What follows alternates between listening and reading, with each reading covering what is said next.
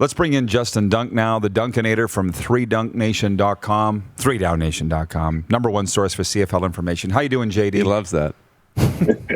Yeah, that's awesome, man. Good to see you guys. It's always great to see your face. And listen, my mind immediately went to two things with you. Michael Reilly is the player of the week in the CFL, number one performer. I would love to know your take on this BC Lions quarterback situation because I've been somewhat vocal on it. What's your take on how they've handled their quarterbacks through the first 2 weeks? Well, we know you're always going to have an opinion, Roddy, as you should, as everyone should. To be quite honest, I have no issue with what they've done. Head coach Rick Campbell has been very clear with it all along. When Mike Reilly's healthy, he's going to play. He's the one that's clearly making the decisions, as we saw in week one when Campbell did the TSN interview. Then he runs over to find out that Reilly's going to be on the field. So I have no issue with what's gone on there. Cool. Well, you see where I'm coming from on the betting aspect, right? And let's get into it. I'm watching Sports Center this morning while I was working out, and it was all about betting things. With Davis Sanchez, it was about this play ruined this over-under. This, I think they're taking it a little far. But how big is betting in the CFL right now? Because my take was BC's making themselves very hard to bet on. Rick Campbell can't care about that, but I got to think the business people are in the CFL. They might a little bit, and I know the league was looking into exactly what went on behind the scenes, but Campbell was clear about it. Reilly was too. And overall, Roddy, if anybody makes a bet in any sport, there's no guarantee that X player is going to make it through the entire game, right? You could bet on the Maple Leafs or Austin Matthews to score, and he could have a injury in the first period and be out for the rest of the game. Same thing in football, same thing in the NBA. Any sport that you bet on, there's no certainty. So you have to realize that when you're laying a bet down. Initially, yes, would it help to know who is going to be the starting quarterback? It would. But in this case, anyone that bets on the BC Lions and is going to put hard-earned money down needs to realize that in week one, Reilly was never ruled out. He was still on the depth chart. And there's always a chance that he's going to play because we all know Reilly's so tough. On the topic of West Division quarterbacks, how serious is the injury to Bo Levi Mitchell? What does this mean to the Calgary Stampeders? Well, it's getting more worrisome than originally thought, to be quite honest. Bo Levi Mitchell was spotted at practice today in a walking boot, and there's some sense around the league that he could be out longer than what head coach Dave Dickinson is letting on. Obviously, they're not going to want to say exactly what the issue is, because if he gets back on the field, teams are going to go after it. So it's certainly not ideal for the Stampeders, who are already in that 0-2 hole. What is your take on the 0-2 Calgary Stampeders? I mean, to watch Bo the last 2 weeks, I don't think we would have thought that he's this injured. Clearly he was, but it's not just Bo. What is wrong with the Calgary Stampeders?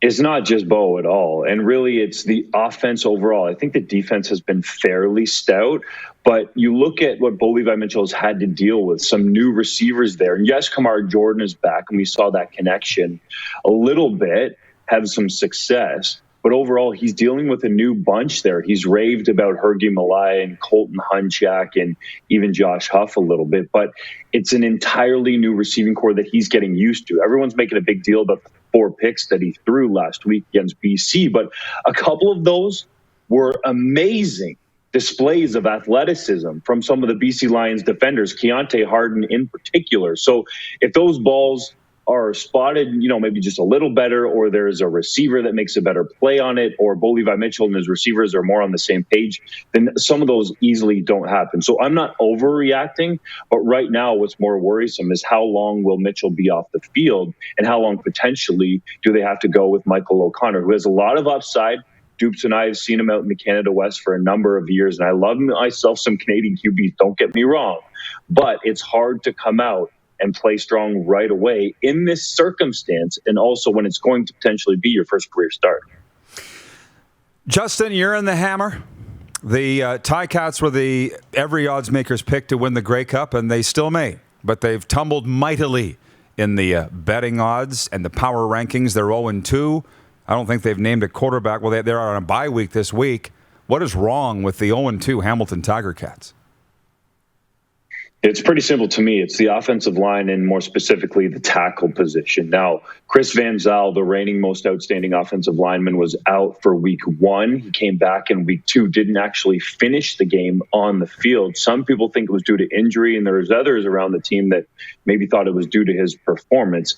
That said, the real problem spot has been that left tackle position. They had Trayvon Tate start week 1, then they moved Kay Okafor over from the right side in week 1 to the left side in week 2. But they got to find a way to protect Jeremiah Masoli better. And I think he should be the starter coming out of the bye week because he's done nothing wrong. Yes, he's thrown some interceptions, but you get to a point where you're down and you got to force that football a little bit. The one guy that I think they should sign right now that could help the offense overall. It's not an offensive lineman, and yes, they need to find one, especially a tackle.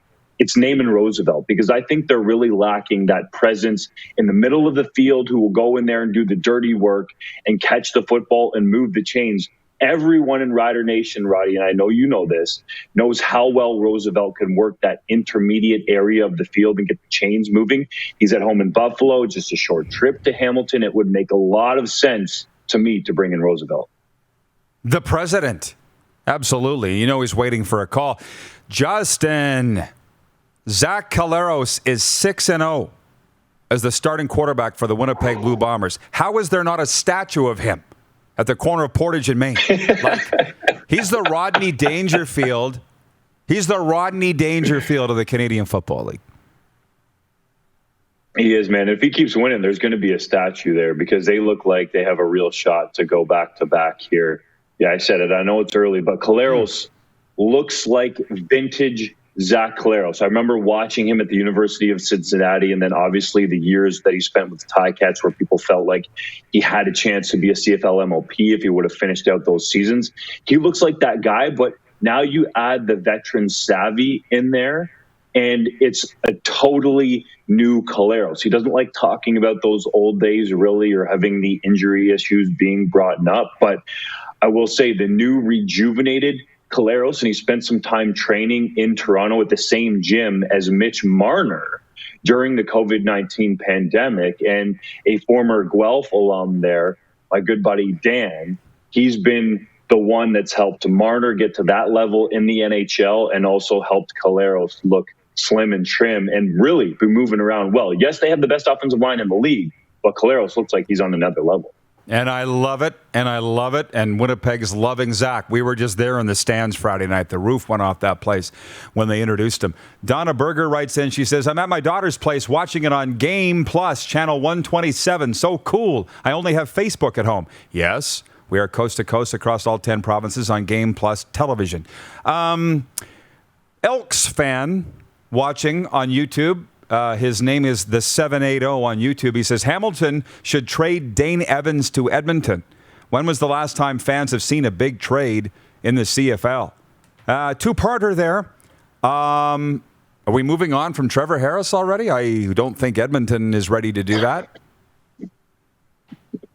I don't think so either. No. I mean, if you're trading Dane Evans for an offensive lineman, that's another thing. But no, the Elks are going to stick with Harris. Yeah, and when is the last time we saw, define big trade? Like Alden Darby. Eric Rogers comes to mind for me. Eric Rogers. The Alden Darby, that offensive. I don't know. Define big trade. They don't happen that often, though. He's right. Yeah, I mean, arguably the biggest one that's had the most impact was Collaros at the deadline in 2019. Yes, and how did that work out? Absolutely. Chris Bird, watching from King City, Ontario, says, as good as Collaros has been, that entire Blue Bomber team is a force to be reckoned with. All 3 phases are working well. That's what I'm talking about. Zach doesn't get any credit, ever.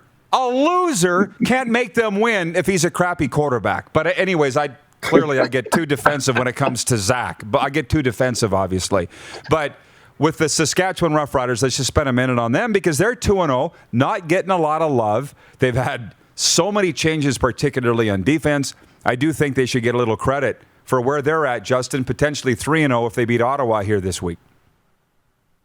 Certainly, and I guess you can't just put that win in the win column against the Red Blacks. No. The Elks have shown, but the Riders are of a different caliber overall. I will say we've been giving them credit at 3 Down Nation. We have Cody Fajardo as our top-ranked candidate for MOP after 2 weeks. That piece is up right now on the site. And if you look at AC Leonard, he deserves some credit. That guy is playing at a different level even than he was at in 2019. So the decision to move on from Charleston Hughes and make Leonard their A pass rusher has paid off. Would they be better with Charleston Hughes there? Yes, there's no doubt. But Leonard has risen to the occasion through 2 weeks. The linebacking core that had some question marks going in because it was essentially all new with Deion Lacey in the middle. AJ Hendy has played well at Sam linebacker, and Micah Tights has looked solid at the weak side when he's been in there as the Canadian. We knew the defensive backfield was going to be really good, especially with Nick Marshall back there in the veteran presence. Now, we'll see how long Shaq Evans might potentially be out. Hopefully, for Cody Fajardo's sake, it's not long. But overall, honestly, it looks like the West is going to be contended between those two prairie rivals. Derek, watching on YouTube, says the Lions would have been 2-0 if we had a kicker. I love that this is where all the CFL fans have come to talk today. Takuro Yamasaki was becoming the feel-good story of the CFL season. The only problem was he had a tough time hitting the uprights. Should he be blamed for the Lions being 1-1? Yes, definitely. They would have won that football game in Saskatchewan, even with the BC Lions going back and forth at quarterback. Man, I hate to say it, but the reality of pro football.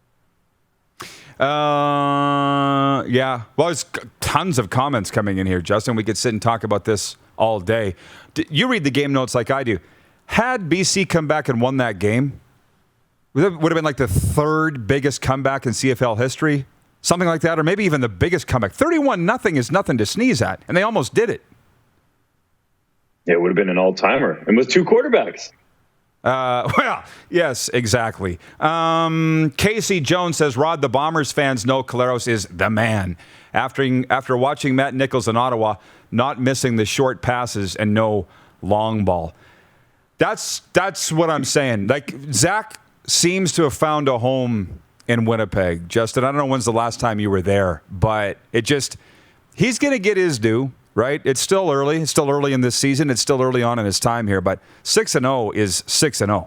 It's remarkable. And actually beyond that, how much you follow in NFL preseason? We should wind up on that. Strevler looked decent for the Cards the other night, beating the Dallas Cowboys. You're watching all the Canadians in the NFL preseason. What are you seeing there? You bet. Chuba Hubbard ripped off a 59-yard touchdown run, and everybody's talking about, well, he's behind Christian McCaffrey, and he might not get much burn. But we saw just a year ago, McCaffrey, after that amazing season, and specifically for fantasy owners, was beaten up and didn't play very much football. So I think the Panthers are going to use Hubbard in some situations here. And you always got to be thinking, who's the next guy? That's essentially what the NFL is like, right? The average lifespan or career span of a player is less than 3 years. So you got to be ready with that next guy in-house. They really like Chuba Hubbard there, so he's a guy to watch. And Chase Claypool, for me, is ascending. He just looks so smooth in training camp from what we've seen. Ben Roethlisberger clearly loves him, and he's a guy that could be potentially a perennial 1,000-yard receiver. So those are 2 guys that are at the skill positions that I'm really excited about in the NFL as far as Canadians. It is a great time of year for the sport of football. One comment before we break from Faye Lawther. Right, you guys want to put that up on the screen? There is no better kicker than Brett Lawther. Love you, Rod. Go Riders, go. Truro, Nova Scotia. Love you too, Faye, and really love your boy, Brett. Justin, keep up the great work, man. Enjoy the football. You bet, guys. Stay well out there. Justin Dunk joining us from the Hammer. You're watching Rod Pedersen On Demand.